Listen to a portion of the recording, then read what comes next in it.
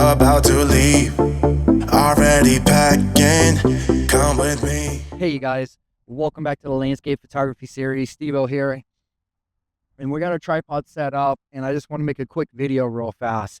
And so what we're going to talk about today is long exposures. And when I say a long exposure, in our camera, depending on what camera body you have, you can do up to 30 seconds. Some cameras will let you do up to a minute, maybe 2 minutes.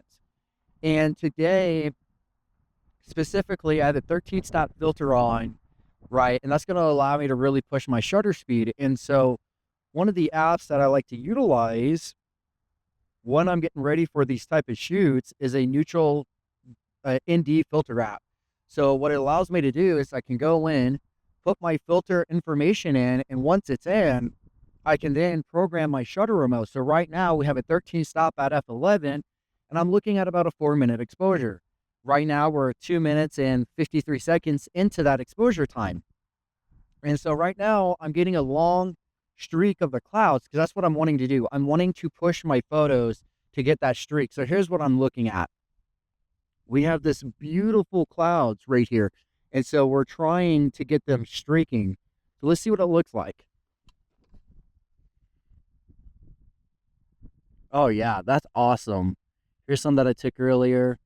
That's perfect. I love it, right? And it's a great way to make your composition more interesting in a unique way, especially when it comes to this type of photography. And so, you know, I'm using a Firecrest pack. I'm using a 13 stop. I have a 10 stop and a few other graduated filters that I utilize. And so one of the things I do want to talk about is how to use a shutter remote. So we grab you guys and bring you right on over here. So here's my shutter remote. Okay, so we're at 4 minutes and 10 seconds when we were shooting. And so you have a delay, long exposures, and intervals, okay? And all I got to do is just set the time. So you have hours, minutes, and seconds. Now, this is very important to understand. When you're shooting long exposures, you need to know what your camera sensor can handle.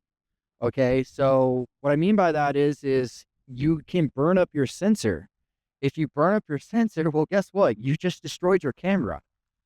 And that would not be very good, especially because we invest money into this. I'm just making some adjustments, and we're going to do one more, but I want to push it. I'm going to add 10 seconds. So we're going to do 4 minutes and about 20, say 25. Oh, so we'll do 30. 4 minutes and 30 seconds, right? And so now it is now going to go for 4 minutes and 30 seconds. Now, this is a very important thing to understand. When you are using your shutter remote, you cannot be in manual mode. You have to be in bulb mode. And the reason why is if you're in manual mode, your camera's going to hit that 30 seconds and stop. And most of the time, it won't even let you really shoot with a shutter remote. You can program 30 seconds and stuff like that to be able to do it, but you have to go to bulb mode. And so that's the only downside to having to shoot on a shutter remote. One of the things that you can do is before you take your shot, you're going to be in manual mode. You're going to set your f-stop, your ISO, and everything else just like you normally would. But the biggest important thing is to remember, what is your shutter speed at? And then you're going to take that information and input it into the app. So in this case, I think I was at 1/30th of a second. And then this app is going to calculate that time for me. And then from there, I'll do the time. And if I see that I'm overexposed a little bit, okay, that tells me that I'm pushing my highlights, which is okay, because we can push the highlights and kind of recover them, but it also depends on how hard we push.